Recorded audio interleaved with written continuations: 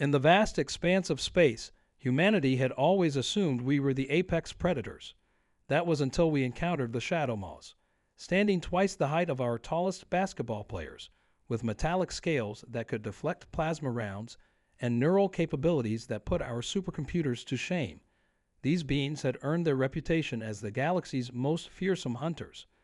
Every spacefaring species warned us about them. Some even suggested we abandon our outer colonies just to avoid crossing paths with these creatures. I never expected to be the one to prove everyone wrong.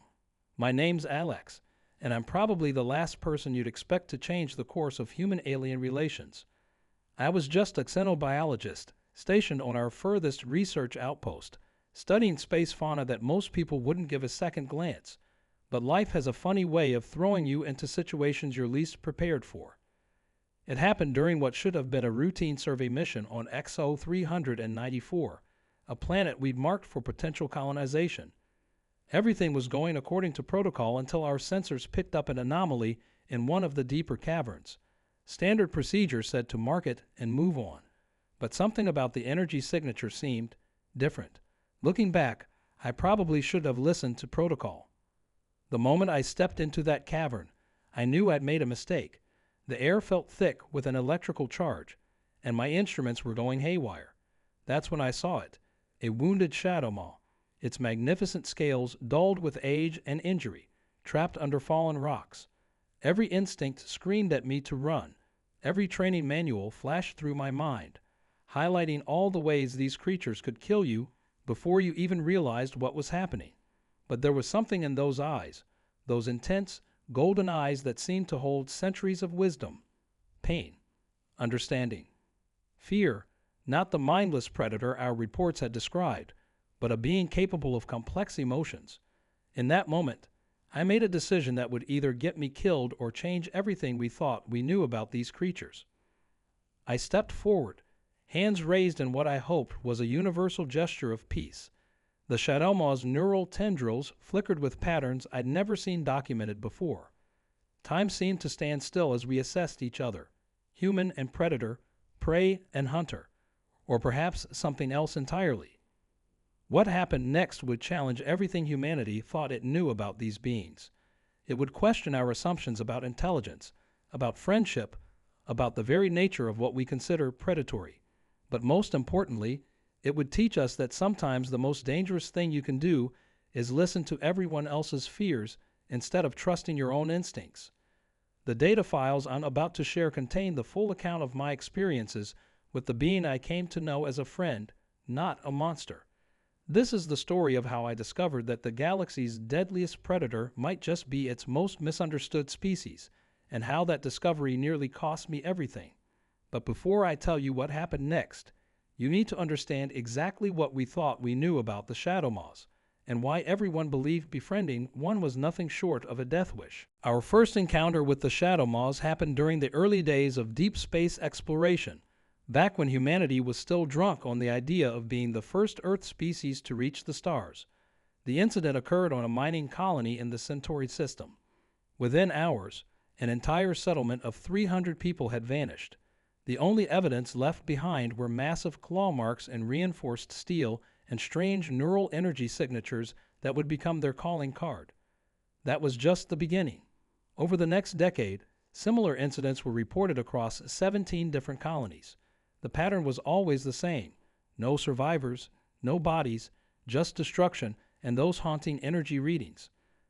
The scientific community was baffled by creatures that seemed to bend the laws of physics, moving faster than our sensors could track and demonstrating intelligence that bordered on the supernatural. I spent years studying the documentation from these encounters. Every species we met had their own horror stories about the shadow moths. The Araxians, usually peaceful traders, would immediately jump to hyperspace at the mere mention of them. The technologically advanced Viridians had abandoned entire star systems after shadow moth sightings. Even the warlike Thara, with their unmatched military might, gave these creatures a wide berth. But something never quite added up in the reports. The shadow moths demonstrated too much precision in their attacks, too much strategy. Mindless predators don't disable communication systems before striking. They don't systematically avoid certain targets while decimating others. And they certainly don't leave behind complex neural energy patterns that some researchers swore resemble a form of communication. Standing there in that cavern, watching the wounded shadow maw's neural tendrils pulse with what I now recognize as distress patterns, everything I'd theorized started falling into place. The creature's eyes tracked my movements not with predatory calculation, but with intelligence, maybe even curiosity.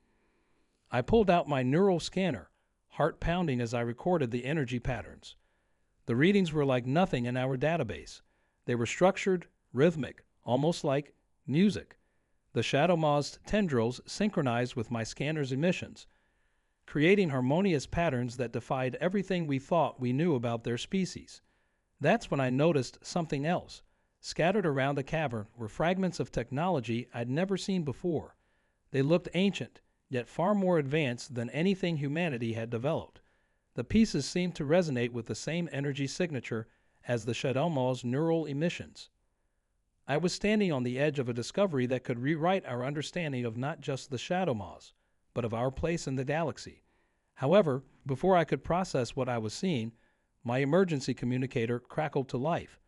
The research base was tracking multiple objects entering the atmosphere, objects with energy signatures identical to my new friends. The shadow maws were coming, but were they coming to rescue one of their own? Or was I about to discover firsthand why they had earned their lethal reputation? The answer would change everything, but first, I had to survive the next few minutes. The ground trembled as the first shadow maw ships entered the atmosphere.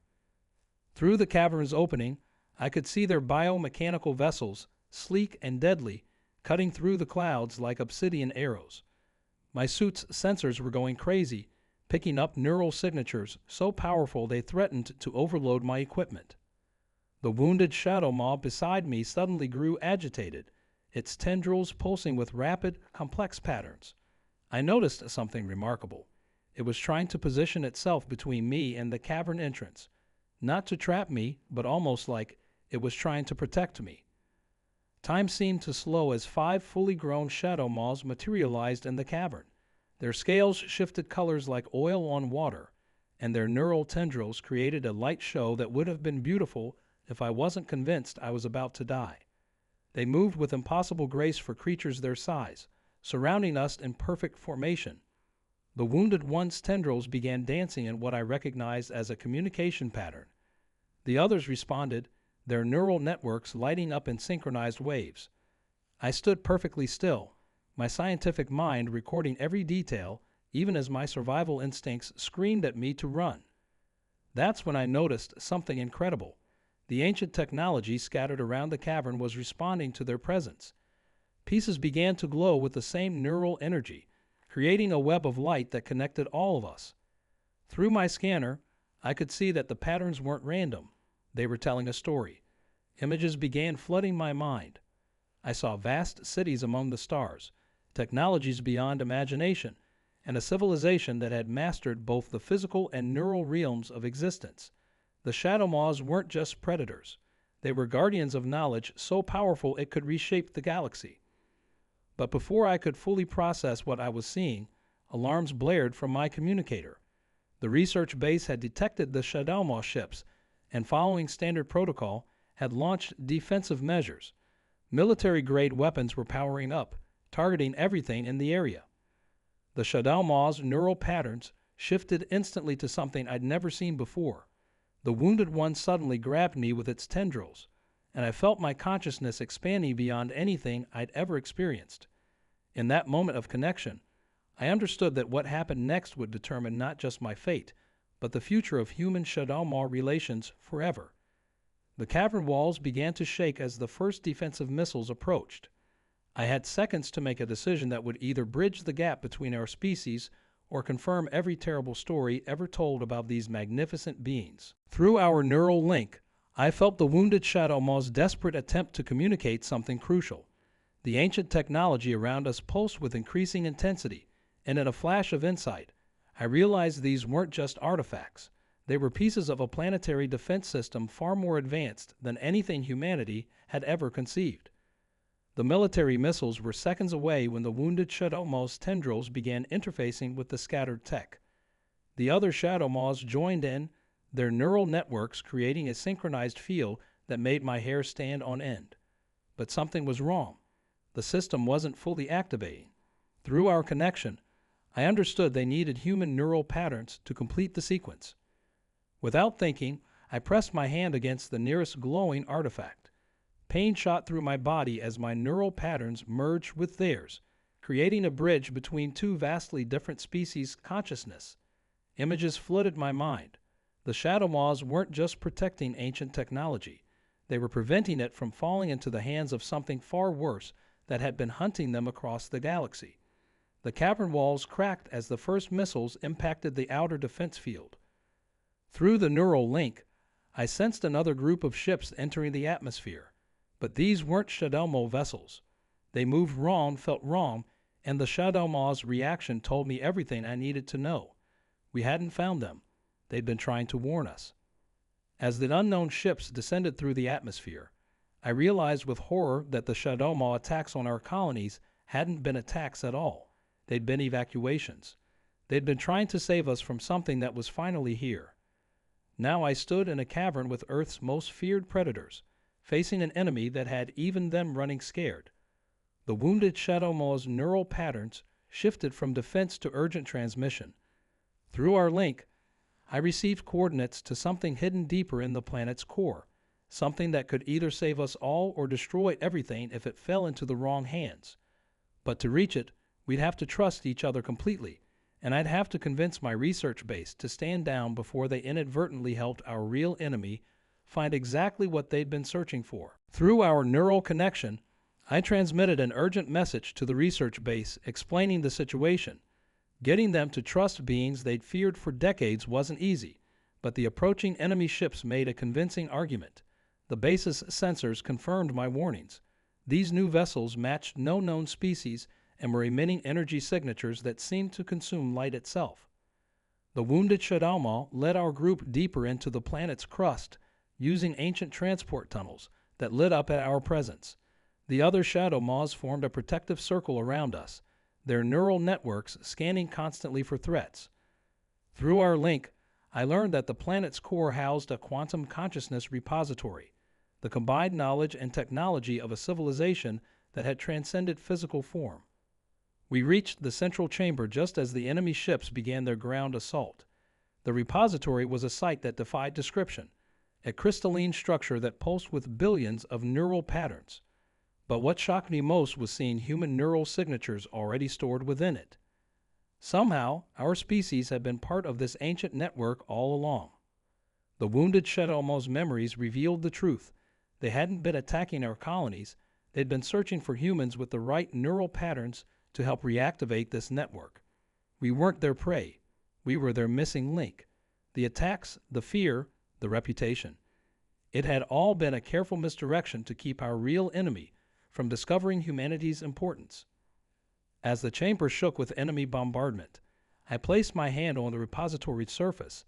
The connection was immediate and overwhelming. Every human and Shadow Maw neural pattern ever recorded flooded my consciousness. In that moment of connection, we activated something that changed everything. A quantum defense network that spanned the entire galaxy. The enemy ships above didn't stand a chance. The combined neural power of two species, amplified by ancient technology, created a wave that reduced them to atoms. But our victory came with a price and a choice. The repository showed us humanity's true place in the galaxy's history, and the role we were meant to play alongside the Shadow Maws in protecting something far greater than ourselves. Now I stand here, sharing this story, because you deserve to know the truth. Those neural patterns we activated, they're still growing, still connecting, reaching out to every human mind ready to understand what we really are. And if you're hearing these words, feeling that strange resonance in your thoughts, you might just be next in line to discover your own connection to the galaxy's most misunderstood guardians. That was 5 years ago. Today, I work at the newly established Human Shadow Maw Neural Research Institute, studying the growing network of connected minds across the galaxy. The wounded Shadow Maw, who I now know as First Light in Darkness, though I still call them Light for short, serves as our primary instructor in neural physics. Turns out they're quite the comedian once you get past the whole galaxy's deadliest predator thing. Our discoveries have transformed human civilization. The neural network has revolutionized everything from space travel to medicine. We've learned that consciousness itself is a form of cosmic technology, one that our ancestors helped create eons ago. The Shadow Maws weren't just protecting ancient artifacts. They were protecting our shared legacy. The enemy ships that attacked us that day belonged to entities we call the Void Hunters, beings that exist by consuming neural energy. They're still out there, searching for ways to break through our defenses. But with each passing day, our network grows stronger as more humans discover their connection to the quantum consciousness. Not everyone can link to the network. Only about 1 in 1,000 humans has the right neural pattern. But those who can describe it as like waking up from a dream you didn't know you were having. The universe suddenly makes sense in ways words can't capture. Light tells me this was how their own species felt when they first discovered their abilities. The most remarkable change has been in how we view ourselves in the cosmic order. We've gone from fearing the unknown to embracing it, from seeing differences as threats to recognizing them as strengths. The Shadow Maws' fearsome reputation has been replaced by respect and understanding. They're now seen as what they've always been: guardians, teachers, and friends. Looking up at the stars now, I see them differently.